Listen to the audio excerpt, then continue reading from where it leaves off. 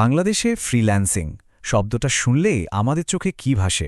ঘরে বসে ল্যাপটপে কাজ করে হাজার হাজার ডলার আয়ের একটা দারুণ ছবি, তাই না? ফেসবুক ইউটিউব খুললে সফল ফ্রিল্যান্সারদের গল্প আর এমন সব মোটিভেশনাল স্পিচ যা দেখে মনে হয় স্বপ্নটা হাতের মুঠোয়। কিন্তু এই যে বিলিয়ন ডলারের একটা গ্ল্যামারাস ছবি আমাদের দেখানো হয়, এর পেছনের আসল বাস্তবতাটা আসলে কতটা কঠিন? আজকের আলোচনায় আমরা এই সাফল্যের সংখ্যাগুলোর গভীরে ডুব দেব আর ভেতরের আসল সত্যটা জানার চেষ্টা করব। প্রতি বছর বাংলাদেশের ফ্রিল্যান্সিং খাত থেকে আয় হয় $1 বিলিয়নেরও বেশি। হ্যাঁ, সংখ্যাটা শুনতেই অনেক বড় মনে হচ্ছে।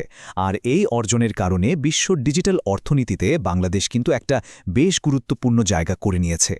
এটা নিঃসন্দেহে আমাদের দেশের জন্য একটা বিরাট ব্যাপার। কিন্তু প্রশ্নটা হলো, এই যে এত বড় একটা সংখ্যা, এই যে এত সাফল্য, এর আড়ালে থাকা মানুষগুলোর গল্পটাও কি একই রকম উজ্জ্বল? সবাই কি আসলেই লাখ লাখ টাকা আয় করছে, নাকি এই প্রচারণার নিচে চাপা পড়ে যাচ্ছে হাজারো তরুণের না বলা কষ্ট আর দীর্ঘশ্বাস? চলুন আজ সেই গল্পটাই খুঁজে বের করি। ওকে, তো চলুন এবার এই চাকচিক্যের আড়াল থেকে একটু কঠিন বাস্তবতার দিকে তাকানো যাক। কারণ এই বিলিয়ন ডলারের হাইপের পেছনেই লুকিয়ে আছে বহু ফ্রিল্যান্সারের প্রতিদিনের সংগ্রাম, আয়ের অনিশ্চয়তা আর এমন কিছু সত্য যা নিয়ে সচরাচর কেউ কথা বলে না। এই স্লাইডটা দেখলেই কিন্তু পুরো ছবিটা একদম পরিষ্কার হয়ে যায়। দেখুন, দেশের প্রায় অর্ধেক মানে 48.1% ফ্রিল্যান্সারের মাসিক আয় $209, মানে বাংলাদেশি টাকায় প্রায় 25,000 টাকারও কম। এটা হয়তো গার্মেন্টস খাতের ন্যূনতম মজুরি বা দেশের একটা সাধারণ এন্ট্রি লেভেল চাকরির বেতনের চেয়ে একটু বেশি। কিন্তু ভাবুন তো, শহরে জীবনযাত্রা খরচ, ইন্টারনেট বিল, ইলেকট্রিসিটি বিল এইসব বাদ দিলে হাতে আর কী বা থাকে? তার মানে যে লাখ টাকা আয়ের স্বপ্ন দেখানো হয় তা অর্ধেকেরও বেশি ফ্রিল্যান্সারের জন্য একটা মরীচিকা ছাড়া আর কিছুই না। একাডেমিক ভাষায় ফ্রিল্যান্সারদের এই অবস্থাকে বলা হয় শ্রমের ভঙ্গুরতা বা লেবার ভালনারেবিলিটি। কঠিন লাগছে শুনতে? আচ্ছা, সহজ করে বলি। এর মানে হলো আপনার আয় কখন বাড়বে বা কমবে তার কোনো ঠিক নেই, কোনো জব সিকিউরিটি নেই। আর ধরুন আপনি অসুস্থ হলেন বা কোথাও ঘুরতে গেলেন, সেই দিনগুলোতে আপনার আয় কিন্তু পুরোপুরি বন্ধ। এই গিগ ইকোনমির এটাই সবচেয়ে বড় আর কঠিন বাস্তবতা। আর এই স্লাইডের কথাটা সমস্যাটার একেবারে মূলে গিয়ে আঘাত করে। দেখুন, অনলাইন প্ল্যাটফর্মগুলোর অ্যালগোরিদম চলে রেটিংয়ের উপর। ফলে ভালো রেটিং ধরে রাখার জন্য নতুন ফ্রিল্যান্সাররা একে অপরের সাথে কম টাকায় কাজ করার এক ভয়াবহ প্রতিযোগিতায় নেমে পড়ে। একেই বলা হয় রেস টু দ্য বটম, মানে সবাই মিলে পারিশ্রমিকের সর্বনিম্ন স্তরে নেমে আসে।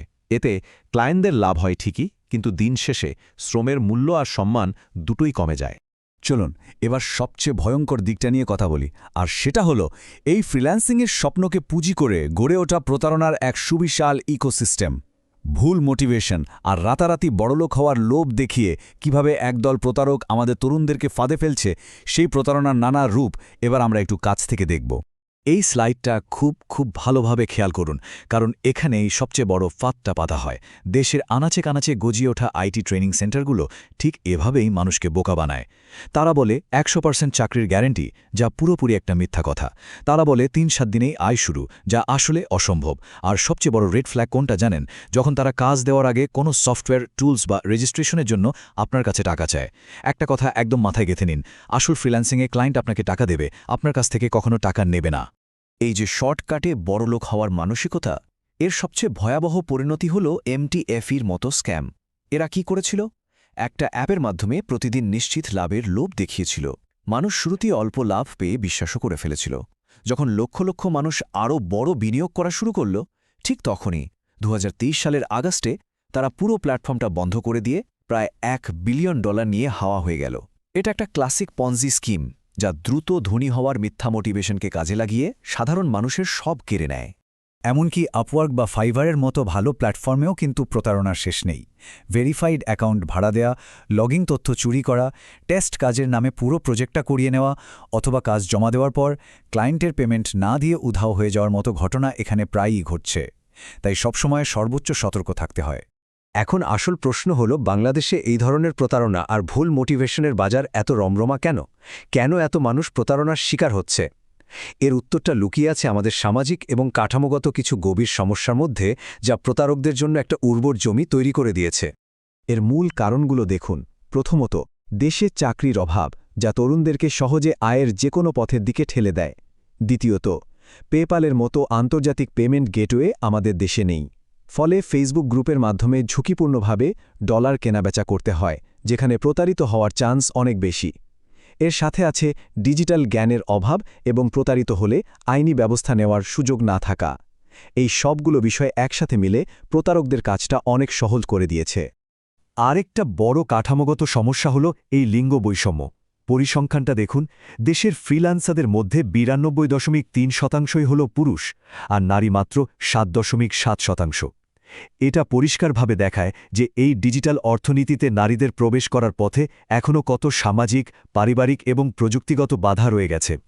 তো এত সব চ্যালেঞ্জ আর প্রতারণার কথা শোনার পর মনে হতেই পারে, তাহলে উপায় কি? ভয় পাবেন না, উপায় অবশ্যই আছে। চলুন এবার কিছু বাস্তবসম্মত এবং কার্যকর কৌশল নিয়ে কথা বলা যাক, যা আপনাকে এই ডিজিটাল জগতে নিরাপদে চলতে এবং একটা সত্যিকারের সফল ক্যারিয়ার গড়তে সাহায্য করবে। এই স্লাইডটা হলো আপনার রক্ষা কবচ। একজন স্মার্ট ফ্রিল্যান্সার সবসময় প্ল্যাটফর্মের ভেতরেই কথা বলেন, কারণ বাইরে গেলেই সুরক্ষার আর কোনো গ্যারান্টি থাকে না। তারা কাজের শুরুতেই পেমেন্টের শর্ত ঠিক করে নেয় এবং কখনোই কোনো ক্লায়েন্টকে কাজ শুরুর আগে নিজের পকেট থেকে টাকা দেয় না। অন্যদিকে যারা প্রতারণার শিকার হয় তারা ঠিক এর উল্টো কাজগুলো করে। তাই সবচেয়ে গুরুত্বপূর্ণ পয়েন্ট হলো সবসময় প্ল্যাটফর্মের নিয়ম মেনে চলতে হবে। এটা একটা সহজ কিন্তু অত্যন্ত শক্তিশালী নিয়ম। যদি কোনো ব্যক্তি বা প্রতিষ্ঠান আপনাকে বলে যে আপনার আয়ের জন্য নতুন লোক ভর্তি করাতে হবে, তাহলে ওখানেই থেমে যান। পরিষ্কার বুঝে নেবেন, ওটা ফ্রিল্যান্সিং নয়, ওটা একটা পিরামিড স্কিম বা MLM। আসল কাজ আপনার দক্ষতা দিয়ে হয়, চেইন তৈরি করে নয়। আর সব শেষে এই সেফটি চেকলিস্টটা সবসময় মনে রাখবেন। কোনো চুক্তির আগে ব্যক্তিগত তথ্য শেয়ার করবেন না। সর্বদা প্ল্যাটফর্মের নিজস্ব পেমেন্ট সিস্টেম ব্যবহার করুন। যে অফারগুলো অবিশ্বাস্য মনে হয় সেগুলো থেকে দূরে থাকুন। আর যদি কোনো কিছু সামান্য সন্দেহজনক মনে হয়, নিজের গাট ফিলিংকে বিশ্বাস করুন এবং সেই কাজ থেকে সঙ্গে সঙ্গে সরে আসুন। বাংলাদেশেরই একজন ফ্রিল্যান্সারের এই কথাটা কিন্তু অসাধারণ। শর্টকাটের মাধ্যমে হয়তো সাময়িকভাবে কিছু ডলার আয় করা যায়, কিন্তু লম্বা সময়ের জন্য টিকে থাকতে হলে আসল দক্ষতার কোনো বিকল্প নেই।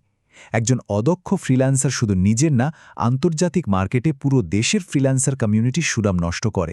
তাহলে শেষ প্রশ্নটা এটাই, আমরা কি শর্টকাট, মিথ্যে মোটিভেশন আর প্রতারণার পথে হেঁটে এই সম্ভাবনাময় খাতটাকে ধ্বংস করে দেব, নাকি সত্যিকারের দক্ষতা অর্জনের কঠিন কিন্তু সম্মানজনক পথে হেঁটে এর একটা টেকসই ভবিষ্যৎ তৈরি করব? এই সিদ্ধান্তটা কিন্তু আমাদের তরুণ প্রজন্মকেই নিতে হবে।